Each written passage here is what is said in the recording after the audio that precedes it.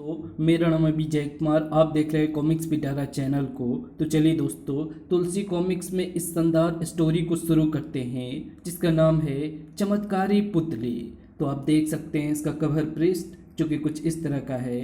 तो चलिए इसकी शानदार स्टोरी को शुरू करते हैं। मोहित और उसकी गरीब माँ घने जंगल के निकट बसे एक गांव में रहते थे। मोहित बड़ा शरारती था। हाय मेरी टोपी! स्कूल में भी प्रायः अध्यापक उसकी शरारतों से परेशान रहते थे। एक दिन, तुम्हारी हरकतों से हम परेशान हो चुके हैं, कल से स्कूल मत आना। माँ को मोहित के स्कूल से निकाले जाने का पता चला।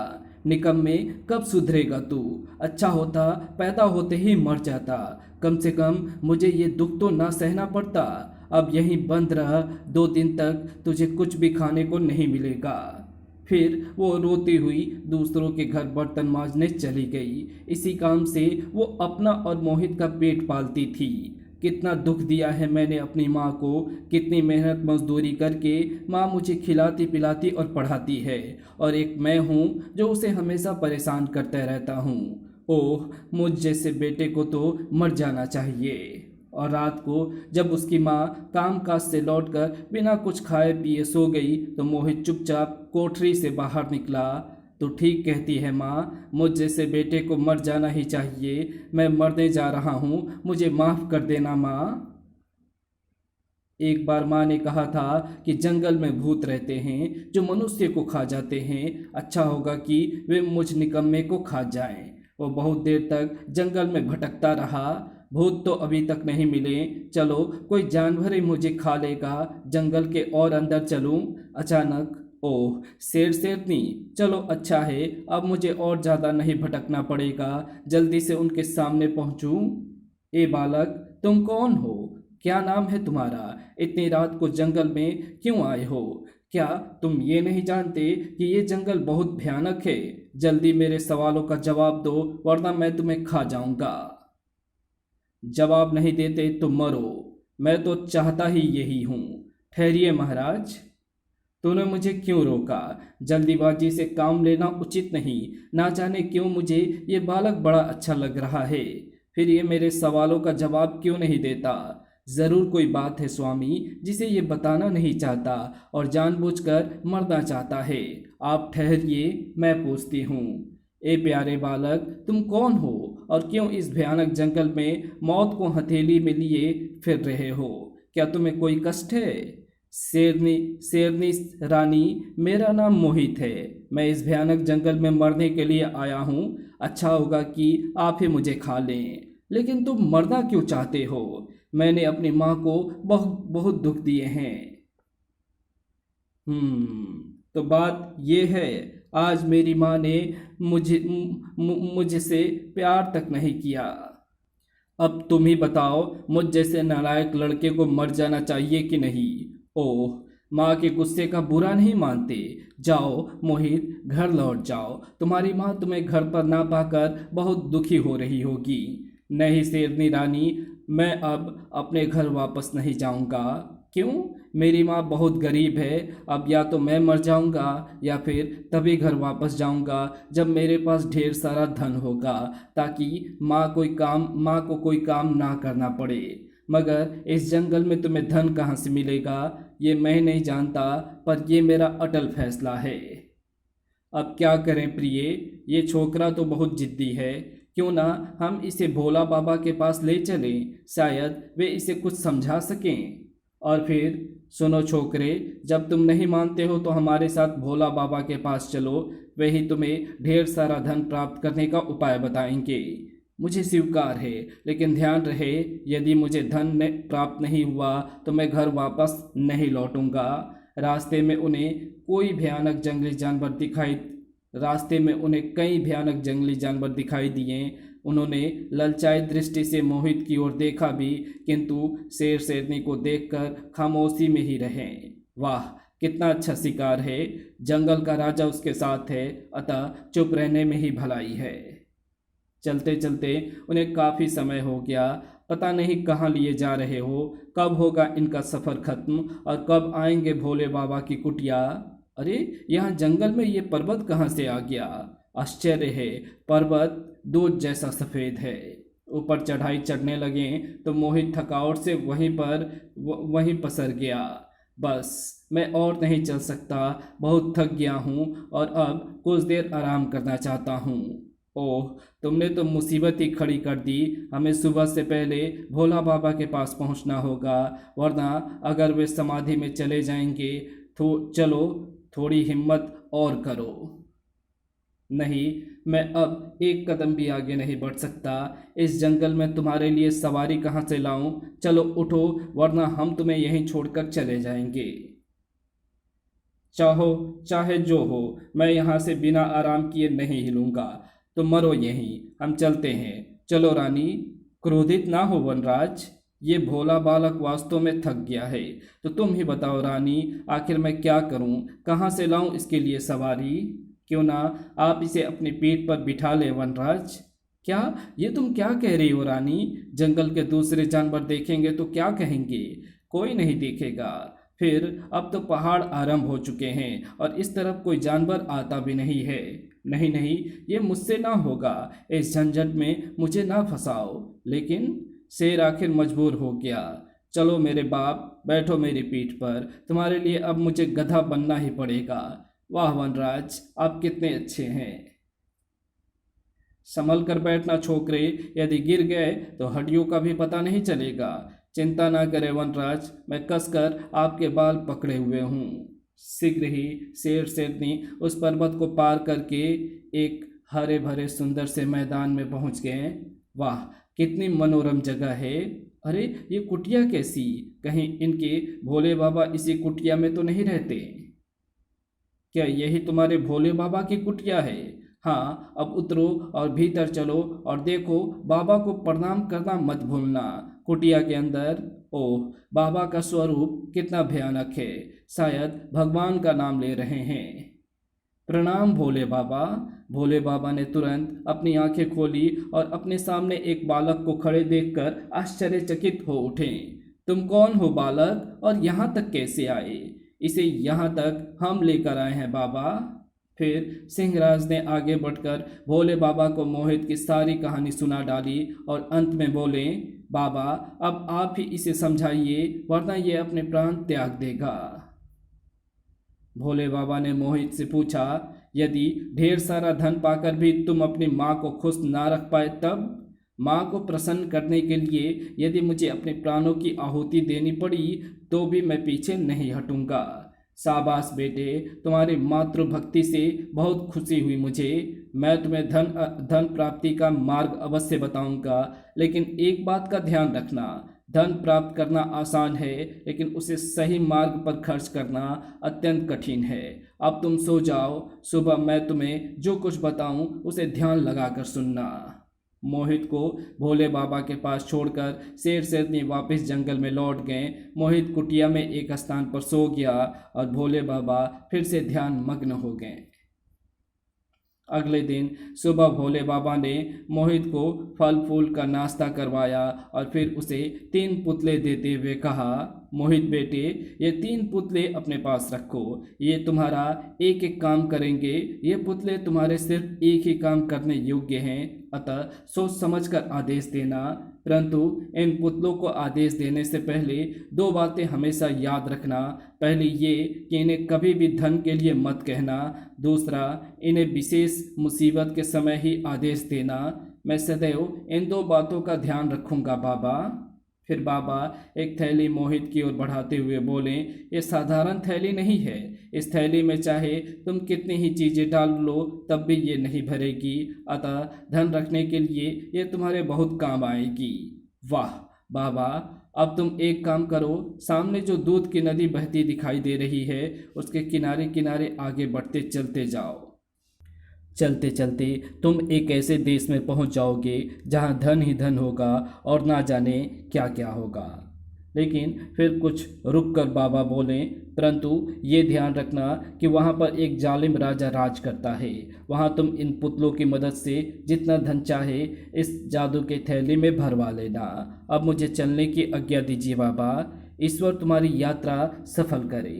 फिर वो भोले बाबा से विदा लेकर दूध की नदी के किनारे किनारे चल पड़ा। वो चलता चलता चलता गया।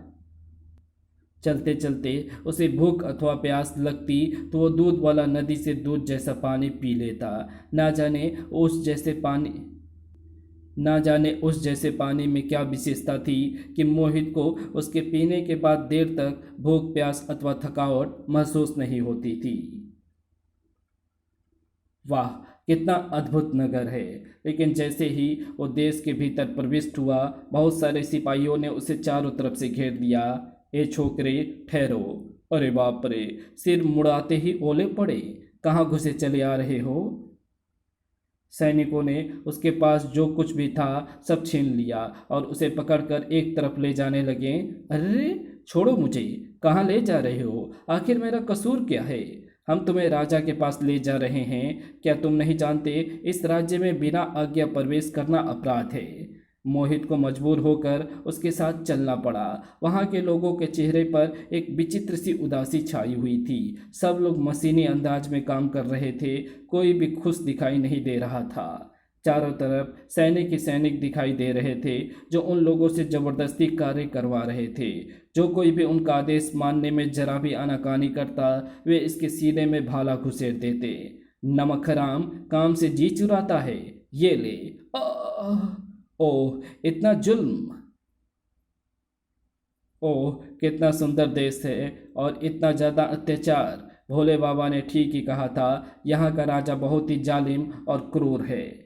कुछ देर तक चलते रहने के बाद मोहित को एक बहुत ही विशाल, ऊंचा और शानदार महल दिखाई दिया जो सोने की ईंटों से बना हुआ था और जिन पर हीरे जवाहरातों की नक्काशी की गई थी। उस महल के चारों तरफ अमूल्य चीज़ें बिखरी पड़ी थी। वाह, कितना अनमोल खजाना बिखरा पड़ा है यहाँ, बिल्कुल ईंट पत्थरों की तरह। उस देश का नाम दाना देश था और अपने देश के अनुरूप ही उस देश के राजा का नाम भी भयानक था, दानवासुर। महाराज, एक अजनबी लड़के को पकड़ा गया है। उसे हमारे सामने पेश करो। सिपाहियों ने मोहित को दानवासुर के सामने पेश किया। ए लड़के, कौन है तू और हमारे देश में पांव रखने की तेरी हिम्मत कैसी हुई? महाराज, मैं यहाँ धन की प्राप्ति के लिए आया हूँ। फिर मोहित ने सारा किस्सा सुनाया। सब कुछ सुनकर वो क्रोधित हो उठा। क्या कहा? भोला बाबा, उस बेवकूफ़ बुढ़े ने भेजा है तुम्हें? उफ, एक दिन उस मूर्ख को मैं कच्चा खा जाऊंगा। कमबख्त ने बड़ा परेशान कर रखा है मुझे। दानव राज की भयानक गर्जना से महल की ईंट ईंट कांप उठी। महाराज, मुझे छोड़ दीजिए। मैं फिर कभी आपके देश में नहीं आऊँगा और मुझे अब धन की ज़रूरत भी नहीं है। अब नहीं आऊँगा? मूर्ख बालक, घर से तू मरने के लिए ही तो निकला था। मैं तुझे मार मार कर सारे दुखों से छुटकारा दिलवा देता हूँ। मैं तुझे मारकर सारे दुखों से छुटकारा दिलवा देता हूँ। लगता है ये राक्षस मुझे खाकर ही दम लेगा। कैसे छुटकारा पाऊँ इस मुसीबत से? मेरे वो तीनों पुतले भी तो उन सिपाहियों ने छीन लिए हैं। महाराज, आप चाहें तो मेरी वस्तुएं अपने पास रख लीजिए, लेकिन मुझे छोड़ दीजिए। मुझे घर पर ना पाकर मेरी माँ बहुत दुखी हो रही होगी। मौत का नाम सुनकर अब माँ की याद आ रही है, लेकिन मैं तुझे इतनी आसानी से छोड़ने वाला नहीं। फिर दानवराज सैनिकों की ओर मुड़कर गर्जा। सैनिकों, इसकी गर्दन उड़ा दो और इसका ताज़ा खून एक कटोरे में भरकर मुझे पीने को दो। नहीं, मुझे क्षमा कर दीजिए महाराज, मुझे छोड़ दीजिए। मूर्ख, तुम्हारी यही सजा है। अचानक बाहर से भयानक शोर उभरा और दरबार में मौजूद दानवराज सहित सभी व्यक्ति बुरी तरह चौंक उठे। भागो भागो, जल्दी से महाराज को सूचित करो। ये शोर कैसा है? सैनिकों, जाओ जाकर खबर लो। तभी एक सिपाही दौड़ा दौड़ा वहां आया जो बुरी तरह घायल था और खून से लथपथ था। अरे, इसे क्या हुआ? ये तो जख्मी है। इसकी ये हालत किसने की? ओह उमेश सिंह, क्या हुआ तुम्हें? किसने की तुम्हारी ये दशा? किसकी मौत ने उसे ललकारा है? महाराज, सिंह देश के राजा सिंहराज ने हमारे देश पर आक्रमण कर दिया है। सुनकर सभी बुरी तरह से घबरा उठे। क्या?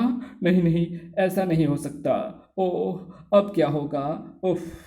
तभी वो घायल बोला, जल्दी कुछ कीजिए महाराज। ओह अब क्या होगा। दुश्मन देश के सैनिक आगे बढ़ते चले आ रहे हैं। सारी बात सुनकर दानव राज भी बुरी तरह घबरा गया।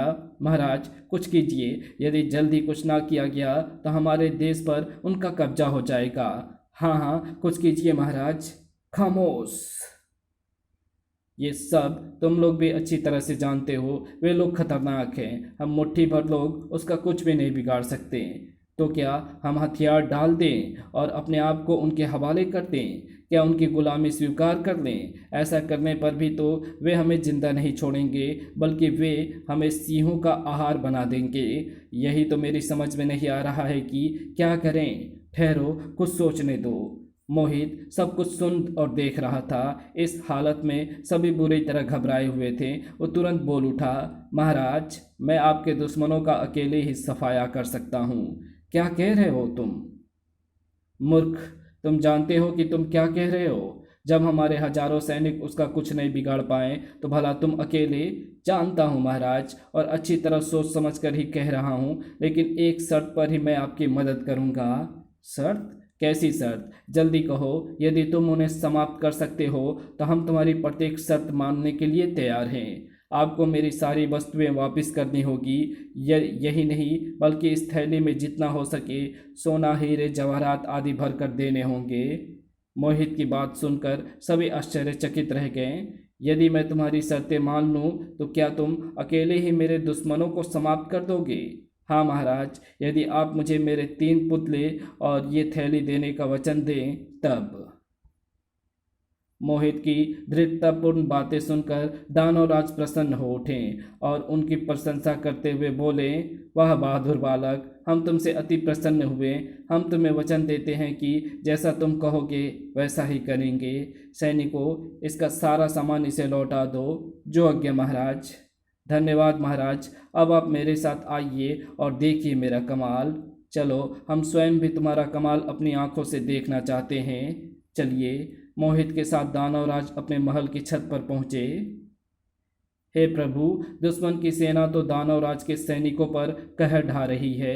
दानवराज के सैनिक तो गाजर मूली की तरह काटे जा रहे हैं। मोहित, जल्दी से दुश्मनों को खत्म करो, वरना हमारा एक भी सैनिक इस युद्ध में जिंदा नहीं बचेगा।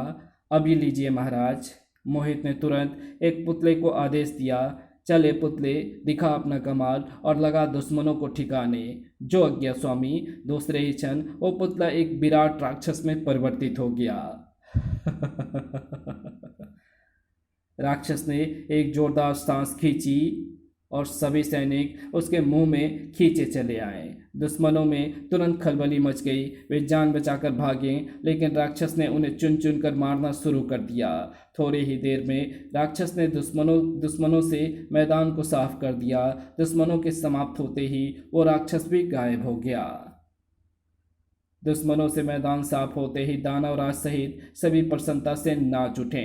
शाबाश मोहित, तुमने तो वास्तव में कमाल कर दिया। तो फिर भरिए मेरी थैली और निभाइए अपना वचन। हाँ हाँ जरूर, चलो। दानवराज मोहित को लेकर निकट ही एक घाटी में पहुंचा। देखो कितना खजाना है यहाँ, जितना चाहो भर लो अपनी थैली में। ओह, इतनी सारी दौलत तो मैं 7 जन्मों तक भी इस थैली में नहीं भर पाऊंगा। पुतले की मदद लेता हूँ। मोहित ने दूसरे पुतले को निकालकर आदेश दिया, ए मेरे पुतले, इस थैली में ये सारा खजाना भर दे। पुतला मोहित के हाथ से छूटकर हवा में उड़ा और देखते देखते पुतला विशालकाय राक्षस में बदल गया और उसने तुरंत थैली को भरना शुरू किया। मालिक, मैंने इस पहाड़ी की सारी दौलत इस छोटी सी थैली में भर दी है, लेकिन ये फिर भी नहीं भरी। वाह, कमाल हो गया। दानवराज उसे एक खजाने से दूसरे खजाने में और फिर दूसरे से तीसरे खजाने में ले गया, परंतु थैली फिर भी नहीं भरी। मालिक, इस पहाड़ी का भी सारा खजाना डाल दिया, अभी नहीं भरी, थोड़ी कसर और बाकी है। इस तरह से तो मेरा सारा खजाना ही खाली हो जाएगा। अवश्य ही इस थैली में कोई रहस्य है। यदि ये थैली मुझे मिल जाए तो। अपनी सारी दौलत लूटती देखकर दानवराज गुस्से के मारे भभक उठा। ये 2 टके का छोकरा मेरा बेवकूफ़ बना रहा है। दानवराज ने अपने सैनिकों को आदेश दिया, सैनिकों पकड़ लो इस दुष्ट छोकरे को और थैली छीनकर मौत के घाट उतार दो। सैनिक तुरंत मोहित को पकड़ने के लिए दौड़े। ये देख मोहित क्रोधित होकर बोला, ओह। मोहित गुस्से से दहाड़ उठा, दानवराज तुम्हारे दिल में बेईमानी आ गई है, अब तुम्हें अपने किए की सजा भुगतनी पड़ेगी। और फिर इससे पहले कि सैनिक उसे पकड़ पाते, मोहित ने तीसरे पुतले को लड़ने का आदेश दिया। तीसरा पुतला भी विकराल रूप धारण कर उन पर टूट पड़ा। सारे सैनिकों को समाप्त करने के पश्चात राक्षस ने दानवराज को भी मार डाला। फिर तीसरा पुतला भी अदृश्य हो गया। दानवराज के मरते ही सारे देश में खुशी की लहर दौड़ गई। सारे देशवासी खुशी से नाचने लगे और मोहित की जय जयकार करने लगे। मोहित जिंदाबाद, मोहित अमर रहे।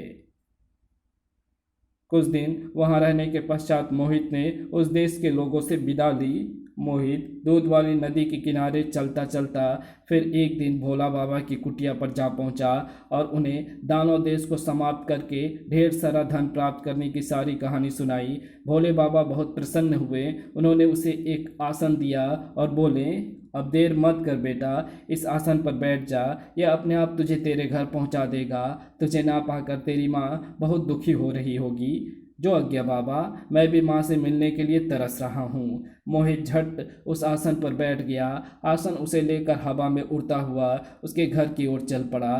फिर जंगल पार करके वो उसके गांव में पहुँच गया। अरे देखो तो, अद्भुत, कौन हो सकता है? अरे वो तो अपने गांव का मोहित है। फिर शीघ्र ही वो आसन उसे लेकर उसके घर के सामने उतर गया। माँ, माँ। मोहित की आवाज़ सुनकर उसकी माँ जल्दी से बाहर आई। मोहित की यादों में रो रो कर उसकी आंखें सूज गई थी। मोहित को देखते ही उससे लिपट गई। मेरे बेटे, मेरे लाल, तू कहाँ चला गया था? अब मैं तुझे कभी नहीं मारूंगी, तू मुझे छोड़कर कभी मत जाना मेरे बेटे। नहीं जाऊंगी माँ, लेकिन देखो तो माँ, मैं कितना सारा धन लाया हूँ। मोहित ने थैली के पैसों से एक विशाल भवन बनवाया। मोहित इतना दयालु था कि थैली में से हमेशा गरीब दिन दुखियों की मदद करता रहा। उसकी थैली कभी खाली नहीं होती थी। माँ, भगवान ने हमें इतना दिया है कि कुछ हक इन गरीबों का भी है। जीता रहा मेरा लाल। इसी के साथ ये शानदार कहानी यहीं समाप्त होती है। तो आपको ये वीडियो कैसी लगी? वीडियो अच्छी लगी तो इस वीडियो को लाइक शेयर कमेंट ज़रूर कर देना। चैनल पर नए हो तो चैनल को सब्सक्राइब कर ऑल नोटिफिकेशन को सिलेक्ट ज़रूर कर लेना। Thanks for watching my video.